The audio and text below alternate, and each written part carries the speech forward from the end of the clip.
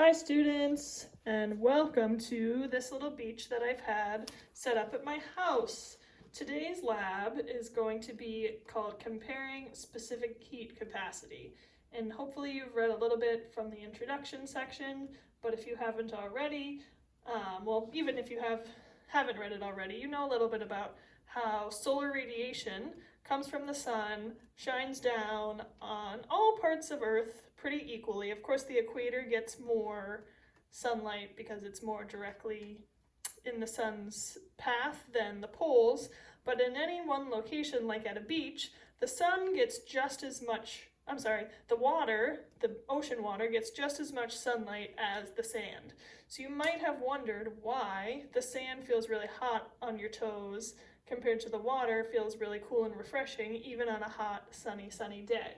So heat capacity is what we're going to learn about today, which is a measure of the energy required to raise the temperature of a substance by 1 degree Celsius.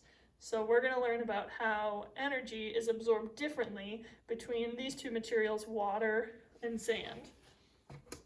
So you'll notice in here, I have a little glass container of water. I have some sand from my garage, and we have what will stand in today as the sun. And so what's going to happen, we're going to start off by measuring the initial temperature of both of these substances. And I'm just going to poke the thermometer in so you can see. I'm not going to go, I don't know if you can hear a difference, I'm not going to go all the way to the bottom of the container. Just want to poke it through so we're measuring the temperature in the middle of the sand. And unfortunately, I only have a Fahrenheit thermometer at my house. So go ahead right now. In a second, I'm going to ask you to pause this video, but you are going to pause it and write down the initial temperature. Go ahead and do that now. Pause the video and record the initial temperature into your data table. After that, I'm going to do the same thing. You can tell better here, I'm not touching the bottom. Well, I am now, but I'm not going to measure the temperature of the bottom of the water. I'm going to put the thermometer in just like so. And I'm going to have you pause this video again to record the initial temperature of the water. Okay. All right. So, just a second here, pardon my thumb, in just a second here, I'm going to turn on the light, turn on the sun, and I'm going to I'm going to straighten this up for a second. So they both get the same amount, right? This is one of our control variables that we're going to set it up so they're getting the same amount of solar energy, or in this case, energy from the light bulb. So hopefully the idea here is that they're getting the same amount of sunlight, or the same amount of energy, the same amount of thermal energy from that light bulb. And we're going to keep the timer on for 20 minutes. All right, here we go. So we're going to measure. You'll see that is it still rising? Ever so slightly, it's still rising. So we're going to write down the new temperature. It's still going. We're going to write down the new temperature here. All right, I would go ahead in just a second and pause the video and record the new temperature right here. Stop moving now. So go ahead, pause this, write down the new final temperature after heating. I'm going to wipe this off. We're going to do the same thing for water. The thermometer is going down, down, down.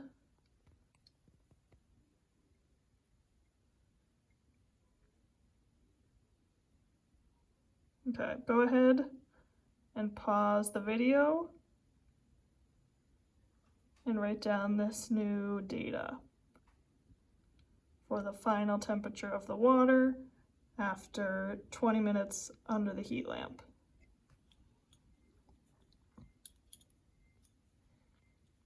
All right, we're gonna do the same thing again, guys, but this time we are going to have the substances. Oops, you can't really see it very well.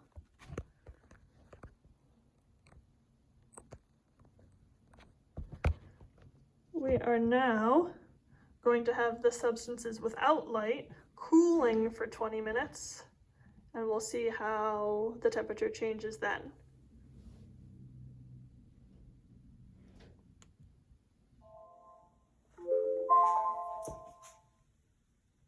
Oh, what did I do?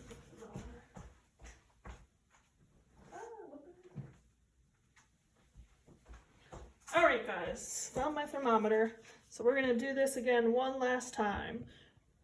So you may notice on your data table that there's a space for initial temperature before heating. That would be the first one that I showed you.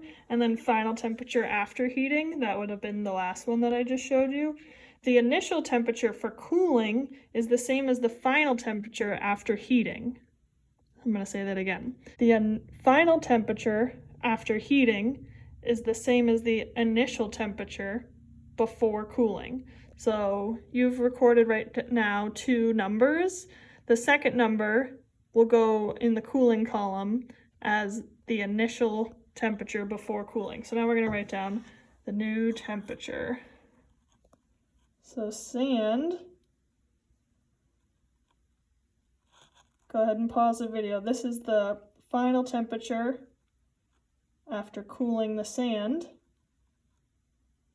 Final temperature after cooling the sand. And this is, let it rise for a little bit.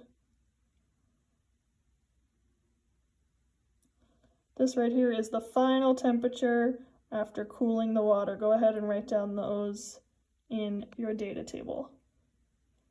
And go ahead, you'll talk to your teacher about this later today. Thanks, guys.